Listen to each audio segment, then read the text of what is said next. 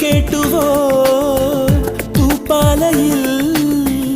രാപ്പാടി പാടും പ്രേമരാവിൻ ചിന്തുകൾ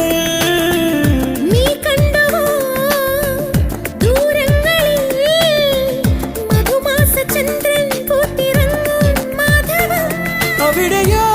അരികിൽ ഞാനൊരുക്കിനാ പക്ഷിയാ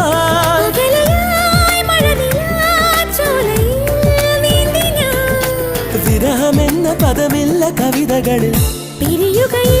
ഒരു നിമിഷം സുന്ദരൻ എന്നോമൽ സുന്ദരി